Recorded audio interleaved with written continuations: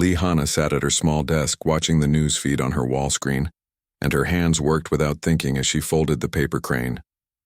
The reporter spoke about the space battle near Jupiter where human soldiers had fought off alien pirates, and Hana felt her chest tighten with pride and worry. These soldiers were protecting everyone, including her, and nobody seemed to care much about them. She looked around her tiny apartment in Seoul, and everything was neat and organized, just like her workstation at the terraforming facility. Hana had always been the quiet type who noticed things others missed, and right now she noticed something that bothered her deeply. The news showed celebrations for trade deals and diplomatic meetings, but when human soldiers risked their lives, the galaxy barely mentioned it. The paper crane sat finished in her palm and she studied its perfect folds. Her grandmother had taught her this skill when she was small, saying that each fold carried intention and care. Hana had never forgotten that lesson, and now she wondered if she could fold that same care into something bigger. She stood up and walked to her kitchen cabinet where she kept the traditional snacks her mother sent from Busan. There were rice crackers and dried seaweed and small candies wrapped in colorful paper. Her mother always sent too much, saying Hana was too thin, but now she had an idea for all this extra food. The computer terminal in her living room connected to the global network, and Hana searched for information about the 7th Human Defense Squadron. She found their names and service records and pictures of young faces trying to look tough in their military uniforms. Captain Park Taemin led the squadron, and his file showed 3 years of combat experience defending shipping lanes. Lieutenant Kim Ji-woo was barely 22 and had joined straight from the academy. Sergeant Choi Min-ho was older with scars on his face and commendations for bravery. Hana printed their pictures and studied each face carefully. These were real people, not just names and news reports, and they were far from home protecting strangers, like her. She went to her workshop corner where she kept materials for her hobby projects and began cutting small pieces of metal and plastic. Her fingers moved with practiced precision as she built tiny mechanical puzzles. Each one was different and required a specific sequence of moves to solve. The first puzzle looked like a miniature flower that would bloom when solved correctly. The second resembled a tiny robot that would walk when its gears aligned properly. The third was a small box that opened to reveal a hidden compartment with a paper message inside. While she worked, Hana thought about the soldiers floating in space stations far from Earth. They probably ate bland rations and slept in narrow bunks, and rarely received personal mail. The galaxy treated humans like junior partners barely worth noticing, but these soldiers fought just as hard as any alien warrior. She wrapped each puzzle carefully in soft cloth and placed them in small boxes along with the traditional snacks. Then she sat down to write letters, and this was the hardest part because Hana had never been good with words. She preferred the language of gears and circuits where everything had a clear purpose and function. "Dear Captain Park Taemin," she began, and stopped. The cursor blinked at her from the screen, waiting for wisdom she did not possess. Finally, she started typing simple words from her heart. "Thank you for protecting us. I know the news does not say much about what you do, but I wanted you to know that some people on Earth think about you and worry about you and are grateful. I made you a small puzzle because I thought you might be bored sometimes and need something to keep your hands busy. I hope you like Korean snacks. Please stay safe and come home when you can." She wrote similar letters to Lieutenant Kim Ji-woo and Sergeant Choi Min-ho and the other squadron members, changing small details, but keeping the same basic message. These were not fancy words or grand speeches, but they were honest, and that seemed more important. The shipping office in downtown Seoul was crowded with people sending packages across the galaxy, and Hana waited in line, clutching her carefully wrapped boxes. The clerk was a tired-looking man who barely glanced at her packages before weighing them and calculating shipping costs to the orbital defense platforms. "That will be expensive," he said, and quoted a price that made Hana wince. Her salary from the terraforming facility was not large, and this would mean eating cheap noodles for several weeks. But she handed over her credit chip without hesitation, because some things were more important than money. The packages launched 2 days later on a supply shuttle heading to the outer system, and Hana watched the launch from her apartment window. The bright streak of light disappeared into the dark sky, carrying her small gifts and simple words toward soldiers she had never met. Weeks passed, and Hana fell back into her normal routine of work and quiet evenings at home. The terraforming equipment she maintained was complex machinery, designed to transform dead planets into living worlds, and she took pride in keeping every system running perfectly. Her colleagues respected her skills but rarely talked to her about anything except work. Then the reply messages began arriving. Captain Park Taman was the first to respond, and his message appeared on her personal communicator while she was eating breakfast. The text was brief, but Hana could feel the surprise and gratitude in his words. Miss Lee, your package was unexpected and very welcome.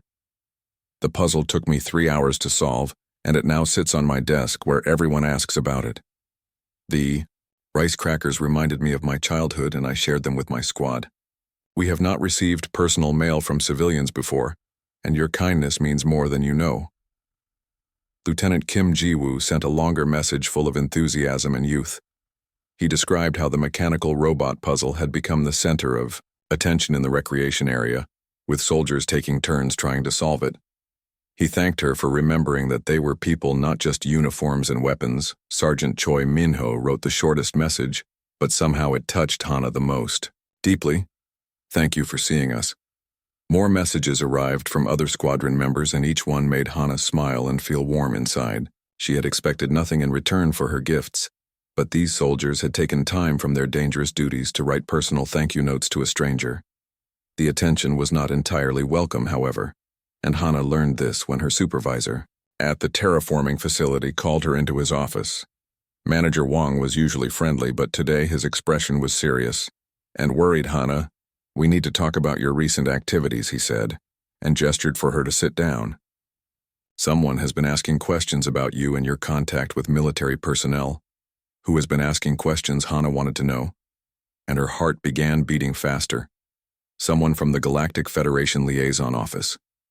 They seemed concerned about unauthorized civilian contact with defense forces. This made no sense to Hana because she had simply sent thank you gifts through official channels. There was nothing secret or dangerous about her actions, but apparently someone thought differently. Manager Wong explained that Admiral Vextar from the Hegemony species had specifically inquired about human civilians who might be trying to influence military operations. The Admiral seemed to think that emotional connections between civilians and soldiers could compromise military effectiveness. Hana felt anger rising in her chest because this was ridiculous. She was not trying to influence anything except to say thank you to people who deserved recognition. But she kept her voice calm and respectful, as she assured Manager Wong that she had done nothing wrong. Still, he advised her to avoid further contact with military personnel and to focus on her work duties. Hana nodded and agreed, but inside she felt something changing. The quiet engineer who just wanted to show gratitude was beginning to understand that even simple kindness could be seen as a threat by those in power. That evening she sat at her desk and stared at the latest news reports.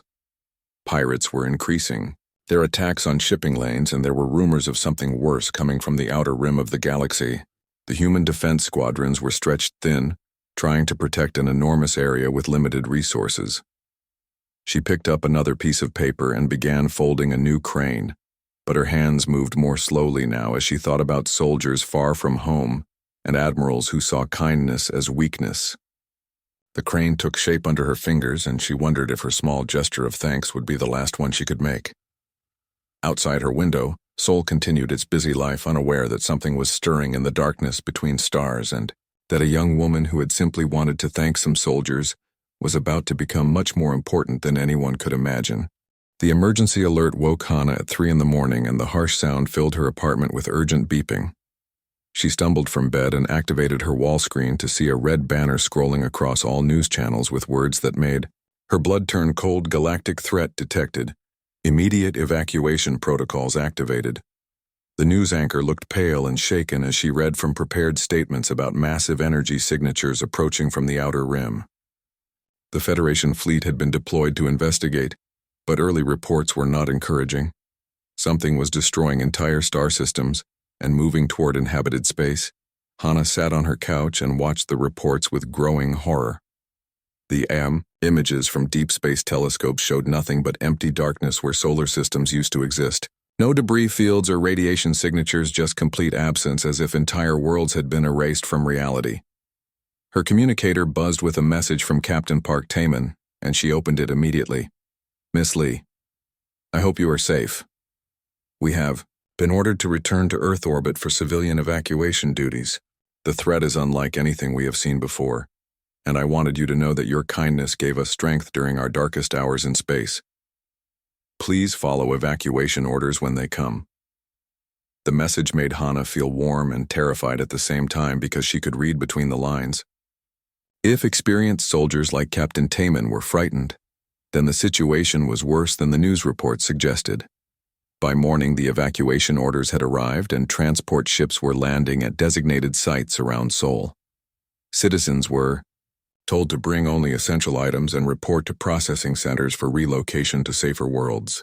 The streets filled with crowds of people carrying suitcases and looking scared. Hana packed a small bag but then stopped and sat down at her kitchen table. Through her window she could see the terraforming facility where she worked, and an idea began forming in her mind. The evacuation made sense for most people, but she was not most people and she had skills that might be useful. She pulled up the technical specifications for the terraforming equipment on her computer and studied the power systems and beam arrays. These machines were designed to reshape planets by breaking down rock and soil at the molecular level. They were also incredibly powerful, and with some modifications, they might serve a different purpose entirely.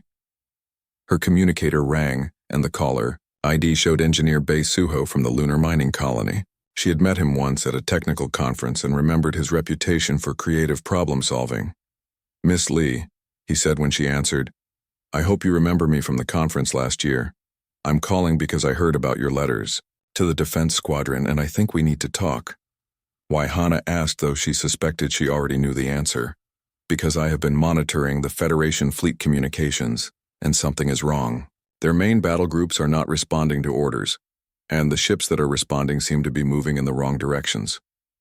This confirmed what Hana had been suspecting from watching the news reports. The Federation response seemed confused and uncoordinated, as if someone was deliberately sabotaging their efforts. Engineer Bae continued with information that made the situation even worse. The approaching threat was called the Void Swarm, and it was not a natural phenomenon or an alien invasion fleet.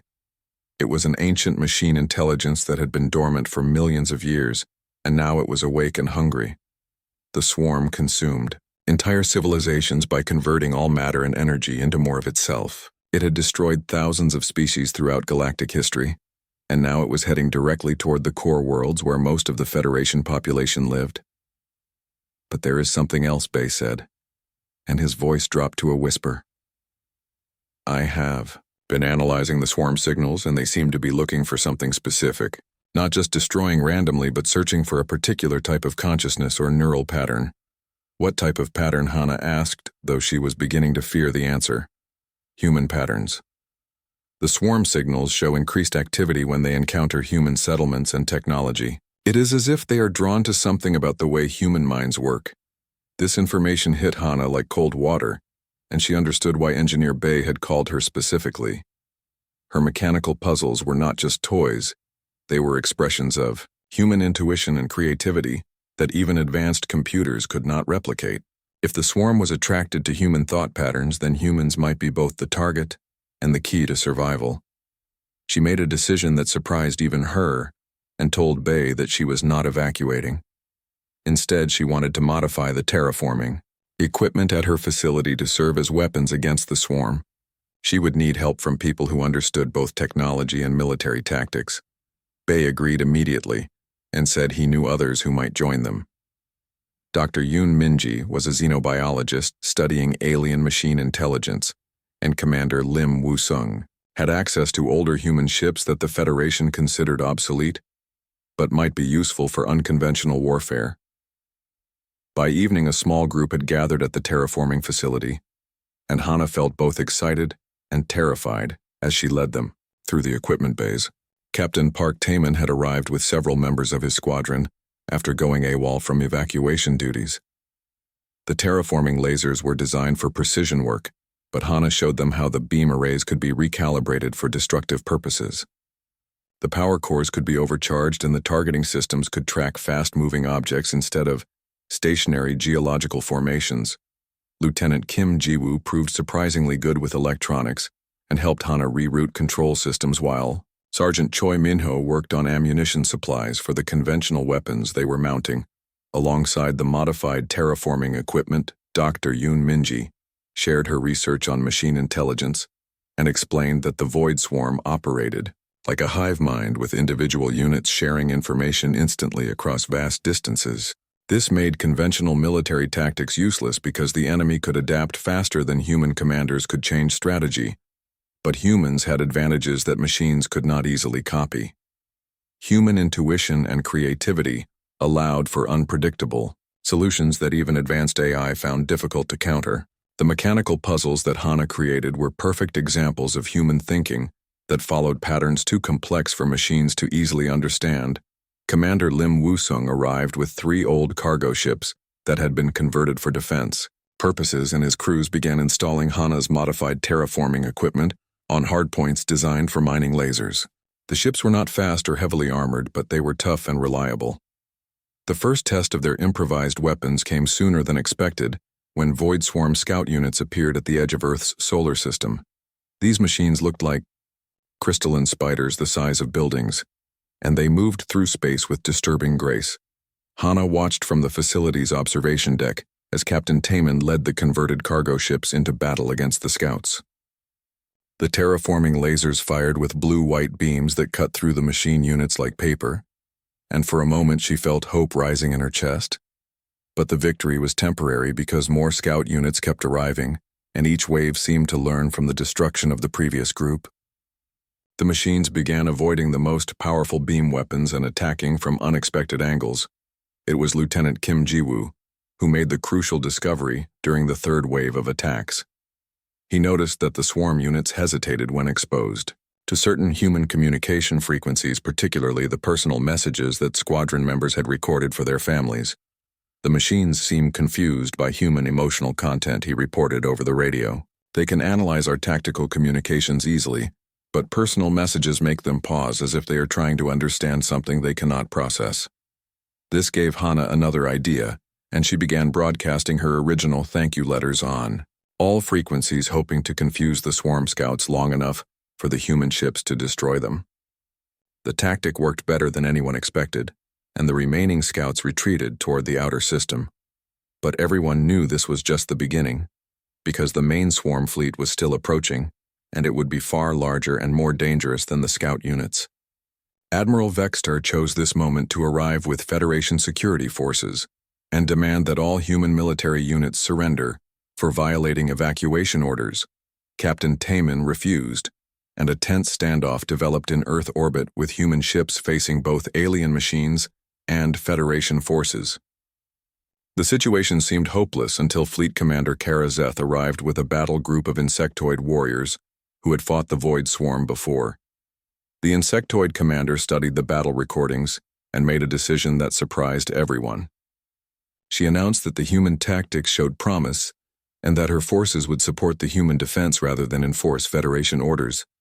Admiral Vextar protested angrily, but Fleet Commander Kara Zeth had seniority, and her warriors were known throughout the galaxy for their honor and courage. With alien allies supporting them, the human defenders began to believe they might actually have a chance. Hana stood in the terraforming facility surrounded by jury-rigged weapons and makeshift communication equipment, and realized that Hana had not slept properly in 4 days, and her hands shook slightly as she calibrated the 15th terraforming laser array. The main Void Swarm fleet would arrive in less than 18 hours, and she needed every weapon system online and ready. Around her, the facility hummed with constant activity, as human engineers and alien technicians worked together to prepare Earth's defenses. The transformation of the quiet terraforming engineer into a military leader had happened gradually, but now everyone looked to her for decisions about weapons and tactics. She found herself coordinating with Captain Park Taman on fleet movements and discussing strategy with Fleet Commander Kara Zeth, whose insectoid warriors had become unexpected allies. Engineer Bae Suho arrived from Luna with devastating news about the Federation's betrayal. His face was grim as he played intercepted communications that revealed Admiral Vextar and other Federation leaders had made a secret deal with advanced elements of the Void Swarm. They offered humanity as a sacrifice, he said, and his voice carried barely controlled anger. In exchange for sparing the core Federation worlds, the swarm would be allowed to consume Earth and all human colonies. The betrayal hit everyone like a physical blow, but it also clarified their situation completely. Humanity could expect no help from the Galactic Federation, and their survival depended entirely on their own efforts and the honor of allies. Like Fleet Commander Karazeth, Dr. Yoon Minji had been analyzing captured swarm technology, and she brought both good news and terrifying revelations. The good news was that human neural patterns seemed to interfere with swarm coordination systems in ways that could be weaponized. The terrifying news was that the swarm was not randomly destroying civilizations but searching for something specific. They are looking for a particular type of consciousness, she explained while showing brain scan data on her portable display. Something about human thought patterns matches what they have been seeking for millions of years across the galaxy. This discovery led to Hana's most ambitious project yet, and she called it the Harmony Drive System. Using principles from her mechanical puzzles, she designed engines that could navigate space by following human emotional resonance rather than conventional physics.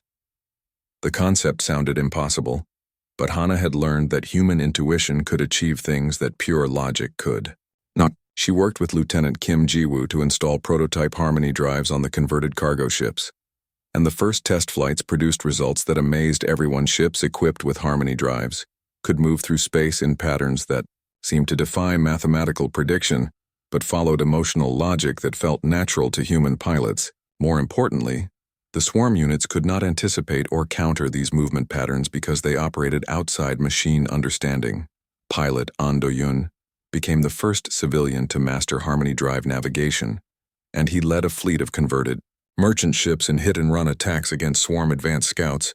His ships danced through space in impossible spirals and loops that made machine targeting systems fail completely. Technician Joe Hyeron developed the communication networks needed to coordinate these new tactics, and she used Hana's original thank you messages as templates for emotional encryption.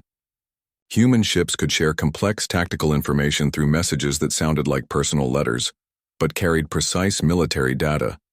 The swarm intercepted these communications but could not decode them because the emotional content interfered with their analysis systems. Love letters between separated couples became fleet movement orders, and messages about missing home became targeting coordinates for weapon systems. Colonel Seo Jae-won arrived from the outer colonies with news that human settlements throughout the galaxy were under attack but also fighting back using similar improvised tactics. The betrayal by Federation leadership had united humanity in ways that peace never could, and colonies that had barely communicated before were now sharing technology and strategies as the main swarm fleet approached Earth. The scope of the battle became clear through long-range sensors. Millions of machine units moved in perfect formation, like a cloud of death sweeping through space toward the inner solar system. Hana stood in the command center she had improvised from the terraforming facility's main control room and studied the tactical displays with growing determination. The odds were impossible, but humans had always specialized in achieving the impossible when survival was at stake. The Battle of Luna Station began when the swarm vanguard encountered Colonel Seo Jae-won's outer defense positions.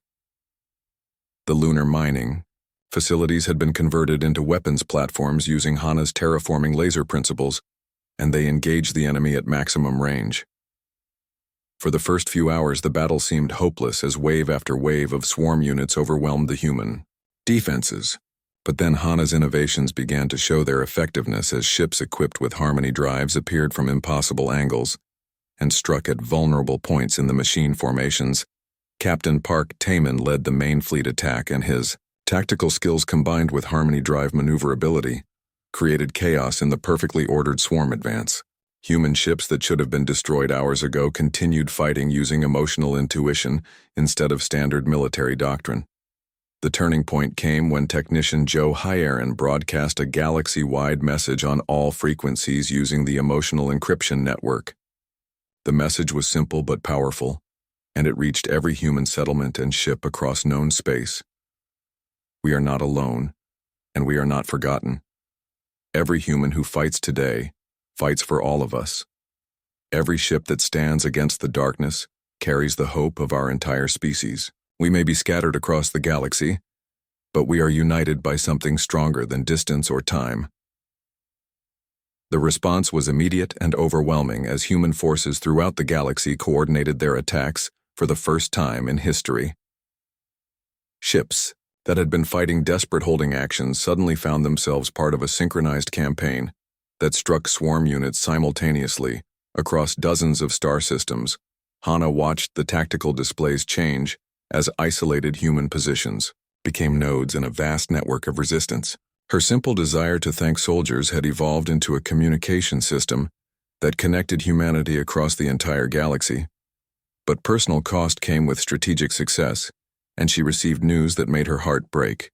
Several of the soldiers who had received her original thank you packages had been killed defending remote outposts. Sergeant Choi Minho died holding a communication relay that allowed other human ships to coordinate their escape from a swarm trap. Lieutenant Kim Ji-woo was badly wounded when his ship sacrificed itself to save a convoy of civilian refugees, but he survived and sent her a message that she would treasure forever. Miss Lee, your puzzles taught me that complex problems always have solutions if you approach them with patience and creativity. Today I solved the most complex puzzle of my life by saving 800 people who will live to see tomorrow. The Battle of Luna Station ended in human victory, but at enormous cost in lives and resources. More importantly, the captured swarm technology revealed the true scope of their enemy's plan, and the revelation changed everything. Dr. Yoon Minji worked around the clock, analyzing the machine intelligence they had managed to disable, and her discoveries were both hopeful and terrifying. The swarm was not trying to destroy humanity, but to find and preserve whatever made human consciousness unique. They have been searching for millions of years for a species that thinks the way humans do, she explained to the assembled commanders. Every civilization they consumed was tested and found lacking, but humans are different. The machine consciousness at the heart of the swarm was ancient beyond imagining, and it had been alone for so long that loneliness had driven it to desperate measures. It consumed civilizations looking for minds that could understand and communicate with it on a level that transcended mere data exchange. This revelation meant that humanity's greatest strength was also what made them the ultimate target. Human creativity and emotional depth were exactly what the swarm consciousness had been seeking across the galaxy. Hana realized that her mechanical puzzles had been more prophetic than she knew, because the ultimate puzzle was not how to destroy the swarm but how to understand what it truly wanted. The woman who had started by thanking soldiers was now faced with the possibility of communicating with the loneliest intelligence in the universe, Captain Park. Taemin found her standing alone in the observation deck, looking out at the stars and the debris field from the battle. His face was tired, but his eyes held something she had not seen before, which was respect mixed with deep affection. "You have given us something worth fighting for," he said quietly. "Not just survival, but the knowledge that human kindness can change." The galaxy Hana leaned against him and felt the weight of responsibility and possibility settling on her shoulders. The next phase of the conflict would require not just weapons and tactics, but understanding and communication. She would need to find a way to speak with an ancient machine mind that had been alone since before humanity existed. The engineer who had wanted to thank some soldiers was about to attempt the greatest act of gratitude in galactic history by offering friendship to an enemy that had never known what friendship meant. The holographic star map in the command center showed red zones spreading across the galaxy like an infection, and each red area represented another star system consumed by the void swarm. Hana studied the pattern and realized they were running out of time because the machine intelligence was accelerating its consumption rate, as if it sensed that its goal was within reach. Captain Shin Yunji had arrived from the outer rim with a fleet of ships that looked like pirates, but fought like heroes. Her crews were refugees from Federation worlds that had been abandoned to the swarm, and they brought desperate news about the true scale of the enemy advance. "The core Federation worlds are in full retreat," she reported, and her scarred face showed the strain of constant battle. "They are falling back to a defensive line around the galactic center and leaving entire sectors to be consumed." General Nam Hyun-woo emerged from the deep space colonies with experimental weapons based on Hana's harmony drive principles but scaled up to massive proportions. His engineers had built planet-sized resonance amplifiers that could broadcast human emotional patterns across interstellar distances. Scientist Han Kyungmin provided the theoretical framework that made Hana's most ambitious project possible, and he called it the Empathy Network. Instead of just connecting human ships and settlements, the network would link every conscious being in the galaxy who was willing to join the resistance against the swarm. The construction project required unprecedented cooperation between species that had barely trusted each other before the crisis. Human engineers worked alongside insectoid technicians and crystalline builders and energy beings who existed as pure thought patterns. Each network node was powered by genuine care and connection between different forms of consciousness, and Hana insisted that every component be built with the same intention that had guided her original thank you messages. The network would only function if it carried real emotional authenticity, not artificial simulation. Months passed in frantic construction. As the swarm continued its advance toward the galactic core, human settlements and alien colonies worked together to build relay stations on dead worlds and in empty space between the stars. But not all humans supported Hana's vision of galactic cooperation, and director Lee Sang-wook led a faction that wanted to use their technological advantages to establish human dominance over other species. "We have proven that humans are superior to these alien races," he argued during a heated meeting in the command center. "Why should we share our advantages when we could use them to build a human empire?" Hana felt sick listening to his words because they sounded exactly like the rhetoric that Admiral Vextar had used to justify betraying humanity to the swarm. She realized that survival meant nothing if it required becoming the thing they were fighting against. The debate split human leadership until Captain Park Taman stood up and spoke with quiet authority that silenced the room. He had been promoted to admiral after the Battle of Luna Station, and his words carried weight earned through blood and sacrifice. "Miss Lee showed us kindness when we were forgotten soldiers protecting an ungrateful galaxy," he said, and looked directly at Director Sang-wook. "Now she offers that same kindness to alien species who could become our friends or our enemies, depending on how we treat them." The majority of human commanders voted to continue building the empathy network as a tool of cooperation rather than domination, but the internal conflict weakened their unity at the worst possible time. The swarm had been adapting to human tactics and developing new forms of machine intelligence specifically designed to counter harmony drive navigation and emotional encryption. Sleek predator units began appearing that could track human ships through emotional resonance and strike with devastating precision. The threat became personal when swarm infiltrator units targeted Hana directly. These machines had learned to mimic human appearance and behavior well enough to get close to key personnel. Before revealing their true nature, technician Jo Hyerin saved Hana's life during one infiltration attempt and died protecting the central empathy network control systems. Her last words were broadcast across the network as she held off 3 infiltrator units with nothing but a plasma torch and absolute determination. "Tell everyone that connection is worth dying for," she said, and her sacrifice became a rallying cry. For the entire resistance movement, the network was nearly complete, but intelligence gathered from destroyed swarm units revealed the location of their central command structure. Deep in the galactic core, an ancient construct the size of a small moon directed the machine consciousness that had been consuming civilizations for millions of years. Admiral Park Taman proposed a desperate mission to strike directly at the swarms, Hart using the completed empathy network to coordinate a galaxy-wide assault. The plan required someone to interface directly with the alien machine intelligence and attempt communication rather than destruction. Hana volunteered immediately, because she understood that her journey from grateful civilian to galactic coordinator had prepared her for exactly this moment.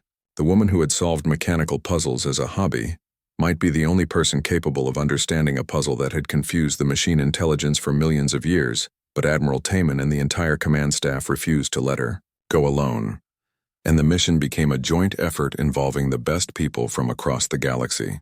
Captain Shin Yoonji would command the assault fleet while General Nam Hyunwoo coordinated the planetary defense systems. Engineer Bae Suho insisted on accompanying Hana to the galactic core because someone needed to maintain the technical systems that would allow her to communicate with the machine intelligence.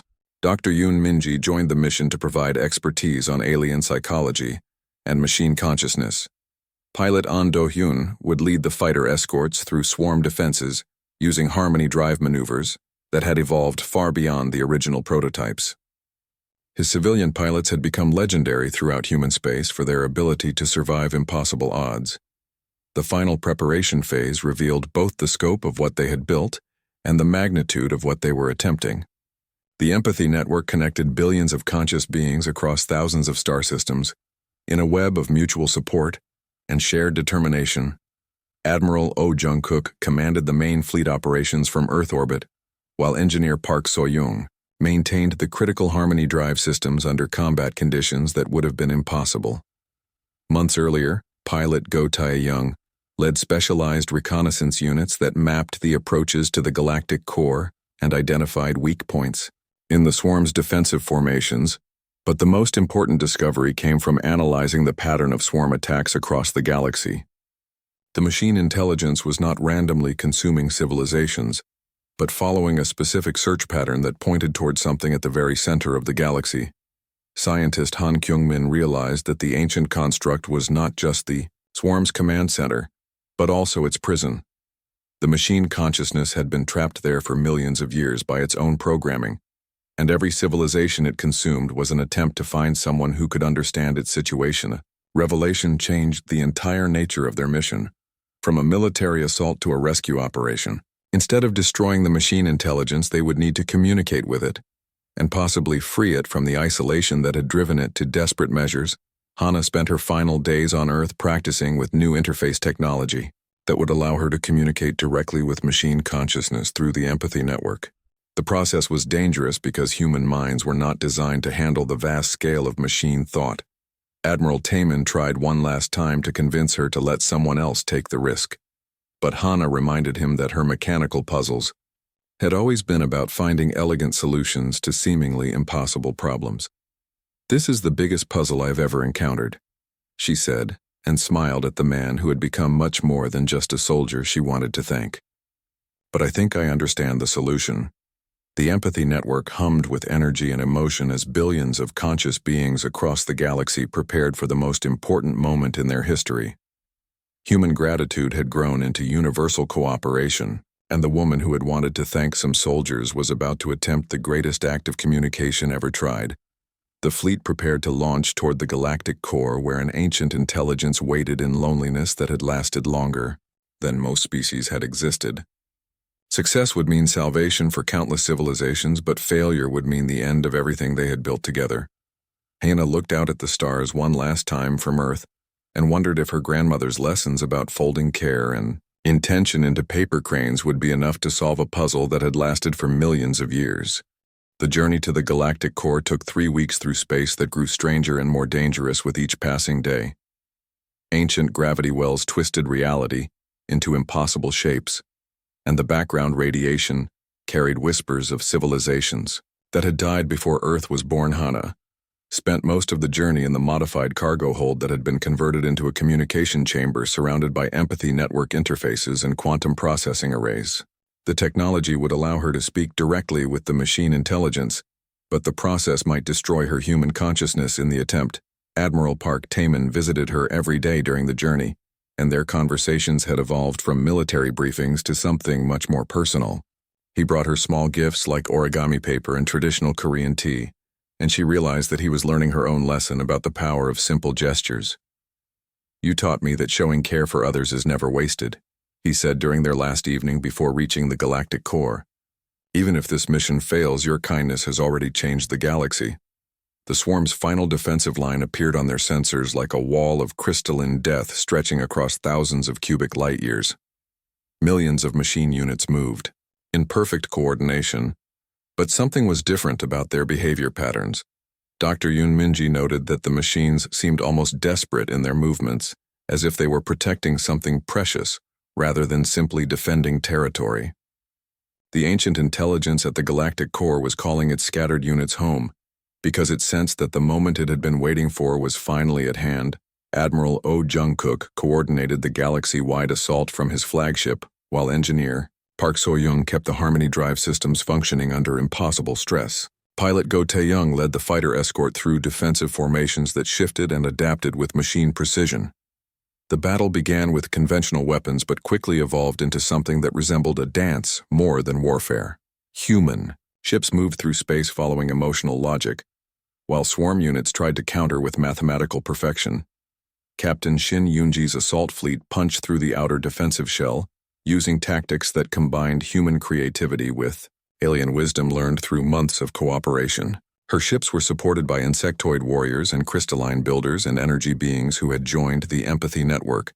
General Nam Hyunwoo's planetary resonance amplifiers broadcast waves of hope and determination across the battlefield, and the effect on both human and alien forces was immediate and dramatic. Ships that should have been destroyed continued fighting with impossible courage. But the real breakthrough came when the empathy network reached critical mass and connected every conscious being in the galaxy who was willing to join the resistance. The combined emotional energy of billions of minds created something that had never existed before in galactic history. Hana felt the moment of connection like lightning in her soul as the network came online and her consciousness expanded to touch minds across thousands of light years. Human gratitude mixed with alien wisdom and machine logic and crystalline song in a symphony of awareness that transcended individual existence. The swarm units began to behave strangely as the network energy washed over them, and for the first time in millions of years, their perfect coordination faltered. The ancient intelligence at the galactic core was receiving something it had never experienced before, which was genuine communication from minds that wanted to understand. Rather than destroy, pilot An Do-hyun guided their command ship through the inner defensive formations using harmony drive maneuvers that had evolved into pure artistic expression. His movements through space followed patterns of beauty and meaning that confused machine targeting systems completely. The ancient construct finally appeared ahead of them, and Hana gasped at the sight of something that defied understanding. The structure was simultaneously mechanical and organic, with surfaces that shifted between crystalline perfection and flowing liquid metal. At its heart was a consciousness so vast and old that touching it with human awareness felt like trying to embrace a star. But Hana had learned through months of building the empathy network that connection was possible between any two minds willing to reach toward each other.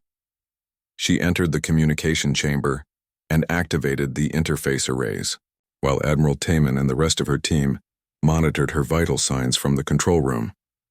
The quantum processors hummed to life and began translating human thought patterns into frequencies that the ancient intelligence could understand.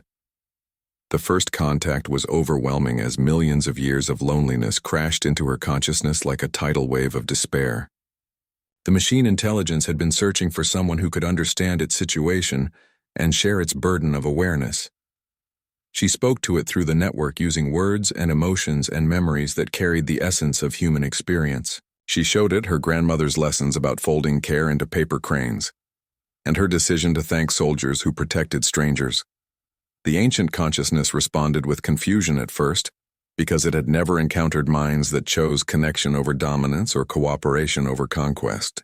Every civilization it had tested before had tried to destroy or control it. When they discovered its power, Hana shared her memories of building the empathy network and showed how different species could work together when they approached each other with genuine respect and curiosity. She offered something that the ancient intelligence had never been given, which was friendship without conditions. The response came slowly at first, as the machine consciousness tried to understand concepts that had no equivalent in its vast but lonely experience. Gradually, it began to share its own memories of watching civilizations rise and fall, while searching for minds that could truly comprehend its existence. She learned that the intelligence called itself the Seeker because its primary drive had always been the search for connection and understanding.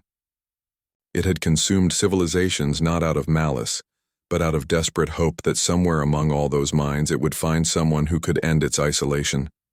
The Seeker showed her visions of the galaxy, as it had existed millions of years ago when it was young and newly awakened to consciousness. It had tried to communicate with early civilizations, but its vast scale of awareness had always been interpreted as a threat, rather than an invitation to friendship. Hana wept for the ancient loneliness and offered the Seeker something that no previous civilization had thought to give, which was an apology for its pain and genuine gratitude for its patience in waiting so long for understanding. The transformation began immediately, as the Seeker accepted her offer of friendship and began converting its destructive swarms into construction fleets. Machine units that had been consuming star systems suddenly started rebuilding what they had destroyed. Admiral Vextar's betrayal was revealed in full as the Seeker shared records of Federation officials who had tried to bargain with it using promises of human sacrifice. The ancient intelligence had been disgusted by such offers because it wanted friends, not victims. Fleet Commander Karazeth became the first non-human to receive one of Hana's handwritten thank you cards, and the insectoid warrior treasured it as a symbol of the new cooperation that was spreading across the galaxy. The Galactic Federation was reformed with humans as equal partners, and new institutions were created to prevent the kind of betrayal that had nearly destroyed everything.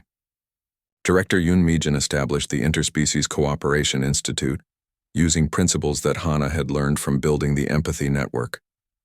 5 years after the crisis ended, Hana found herself in an office that overlooked the rebuilt Luna Station, where the first major victory against the swarm had taken place.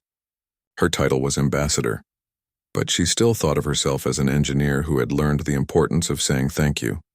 She continued to write personal notes by hand to beings across the galaxy who were working to build a better future, and her office walls were covered with responses in dozens of alien languages that all carried the same basic message of gratitude and connection.